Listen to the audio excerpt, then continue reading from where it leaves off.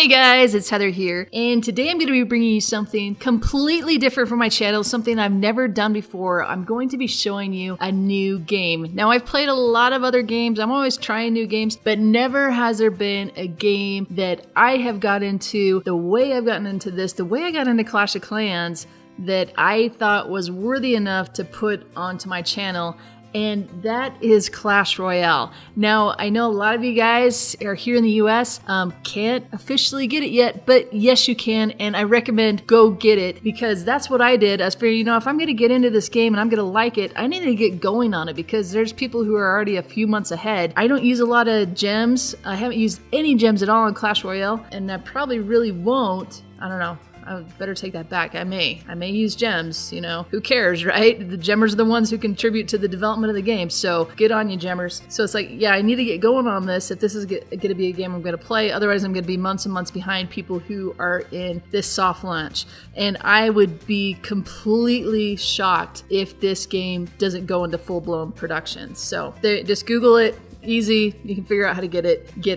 We've started up our clan, the kingdom. The search is really bad on Clash Royale right now, so if you search for the kingdom, even though we're the only clan there, it's really hard to find. There's like 33 people in it right now. Yeah, so if you want to come join us, and then we'll continue to open up other clans. So yeah, let's get into it. This is my second time through the tutorial, and I didn't watch any videos before I started playing. I knew this was coming out, and I like to play a game and give it my true first impression by just playing it and figuring things out myself and not having any outside influence. But I'm not saying that that's a bad thing, because hopefully you're gonna watch this video and it's gonna entice you to go download it and come play with me. So Clash Royale is using a lot of the things that we're used to in Clash of Clans and bringing them into this 1 versus 1 deck building game. It's pretty cool. So you start out, if you know Clash of Clans, you already know a lot about the characters and what they can do for you. Like, giants are gonna have a lot of hit points, and they're just gonna ignore any of the other person's troops that are attacking you. They're just gonna go right for the building. You also know that there's troops like archers and minions, and they have lower hit points. So you already kind of know the dynamics. You don't really have to study the deck, but there are a lot of new characters as well. So as you're playing Clash Royale, it's a 3-minute match, and you have your deck of 8 cards, and you're going against another player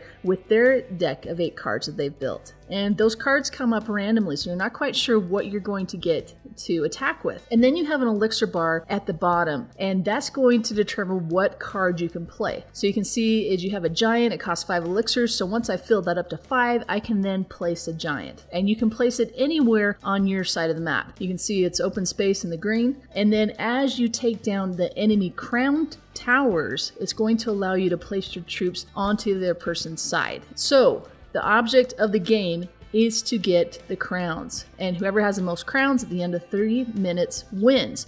If you get to 3 minutes and you are tied, then you go into sudden death for 1 minute. It's the first person to score a crown. If at the end of that sudden death match it's still tied, then the game ends in a draw. Now, if you take out the center crown, the main crown tower, which you can kind of symbolize as your town hall, if you take that out, you automatically score 3. So that's a great way to take that out and seal the victory. And if you win, you're going to get a treasure chest. And depending on the arena that you're in and the type of chest you get, that's going to determine how many cards you get and what type of card they're going to be, and also the characters that you can get. So as you're in higher arenas, you have the chance of getting the cards that are available for those higher arenas, plus the cards that are available to the arenas down below. To advance to the next arena, you have to do that by trophies, and you get trophies by winning the victories. As you lose your trophies. So very similar to Clash of Clans, really easy to pick up, just it makes sense. Now there are some things that are really cool about this game that are completely different from Clash of Clans. For one, you can't be attacked when you're offline. Nobody can come and attack you and take your trophies away. You can't lose loot. Nobody can take your cards. So that's pretty cool. Some pretty cool things that are kind of frustrating to play Clash of Clans sometimes. If you don't play for a while and you come on and all your loot's gone and all your trophies are gone. Yep, none of that. You actually have to play in order to lose or to gain. Now, something else that's really cool, they have a lot of these features built into the game that people have been asking for a long time. time if you're following Clash of Clans on Facebook or Twitter. So if you read the comments, there are things that people ask for. So one of those is every 4 hours, you get a free chest. You don't have to do anything. You just get that free chest and you open it. And you can have up to 2 of those at a time. So if you haven't collected one of those free chests for 8 hours, then it stalls. So you want to log on every 8 hours and get those free chests collected. Another cool thing is the crown chest. So every 24 hours, once a day, you can get a crown chest. And that becomes open every 24 hours. And then you have to get 10 crowns in battles. And once you have those 10 crowns, then it opens up that crown chest, which has a lot of awesome cards. Now let's backtrack a little bit and talk about these cards, because that was one thing that didn't quite make sense to me at the beginning. With the cards, the first time you get a card, so the first time that you get a baby dragon card or a witch card, you now have unlocked that and you can use that card at a level 1. And as you collect duplicates of that card, so if I then get another baby dragon card and I have 2, then that allows me to open up the level 2 baby dragon. And as you go up in levels and I need to open level 3, it's going to take more and more cards to be able to open up the higher levels of those cards. And as you open them, you can see how the different values increase, their hit points, their attack power, everything like that. Now let's talk a little bit about strategy and building your deck. In the beginning, you're only going to have about 8 or 9 cards, so you're not really going to have the option to choose which cards you use. But as you go on, you're going to be collecting a lot of different cards, and you're going to have to make your set of 8 cards that you're going to use. Now keep in mind, it costs gold to do upgrades to those cards. So you want to be careful how you spend your gold if you're not gemming. You can always use gems to buy gold, and then you can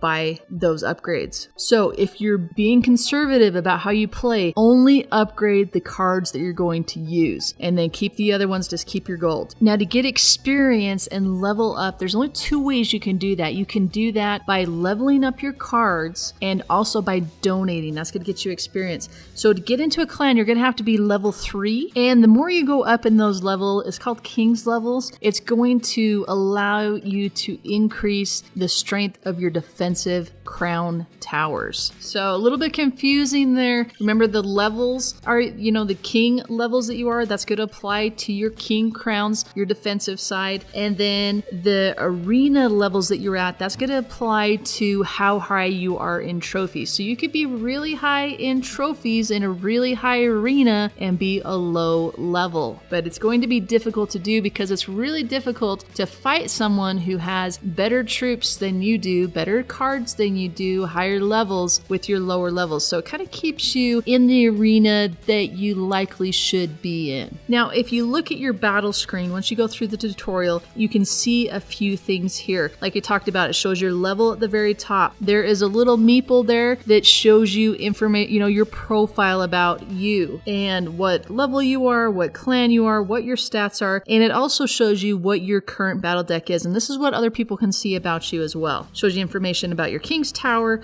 and those arena towers. Also on the screen, you can see your trophies. You can do your settings.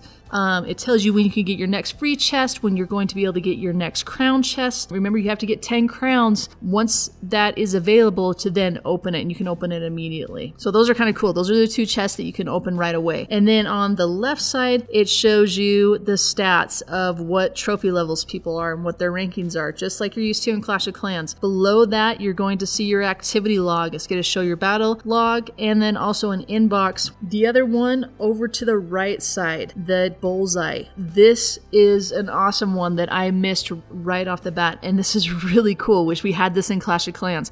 This is a training match where you can go test out a new deck. You can play this anytime. It doesn't cost any gold. You don't get any treasure chests from it, but this is a great place to go and test it out. Yes, you're playing against an AI, but they're going to be using troops that are comparable to the troops that you're bringing into the battle too. So this is, if you just want to play and you don't want to spend any gold, this is a great way to go hone your skills and try out different combinations and see how your cards can work together. So highly recommend using that training. And then down below it, it's going to show your achievements just in Clash of Clans. So there's different things for you to achieve. And as you get those, then you can get gems and experience. So sorry, there's a third way to get experience too. So now as you go down, you see there are 4 chest slots, and each chest take a different amount of time to open depending on how good they they are. So you can have chests that take 3 hours, 8 hours, or 12 hours. So you always want to make sure that you have chests available that you can start unlocking, and you have one that's in progress. So now as we go across the bottom, you're going to see the shop. Now be sure to check the shop every day because they'll have cards there. They'll have commons, rares, and epic cards that you can just buy. I highly recommend getting those common cards that are only 3, 4, 5 gems. Get 3 cards in a day for just a few, not gems, sorry,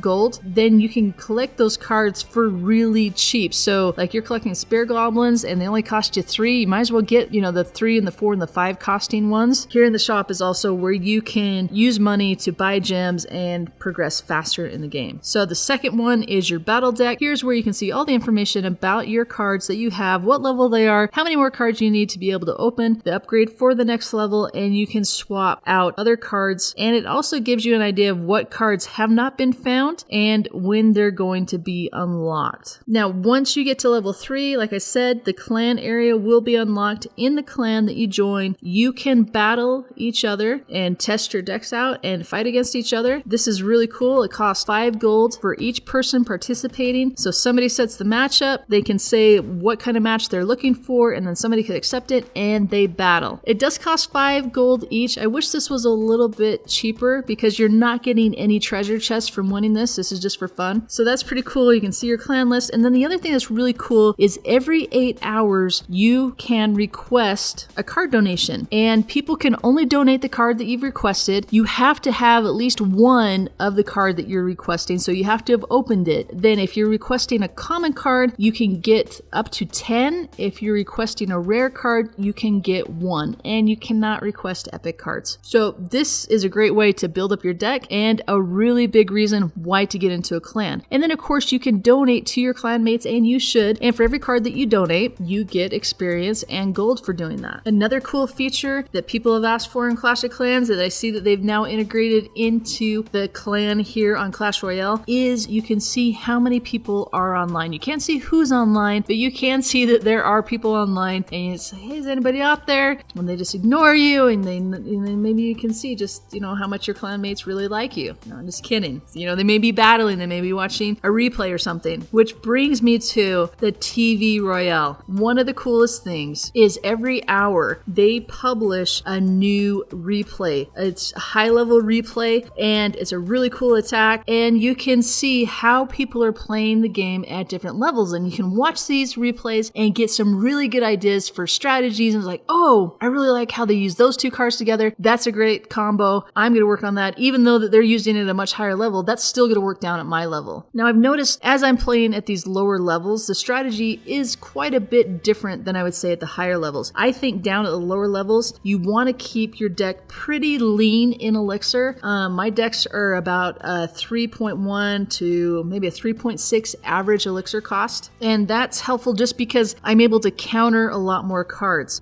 Hey guys, that's going to wrap it up for me. I don't want this video to go on too long. Just wanted to be a basic tutorial, get you excited about the game, hopefully get you downloading it, coming and playing with me. I'm really excited about it. I'm interested in your feedback and what you think of the game. If you're playing it, what you like about it, what clan you're in, let me know. Leave a comment below. Be sure to subscribe to me here on YouTube. I'll be doing Clash of Clans videos mainly, but I'll be throwing in some Clash Royale videos as well. And I'll catch you next time.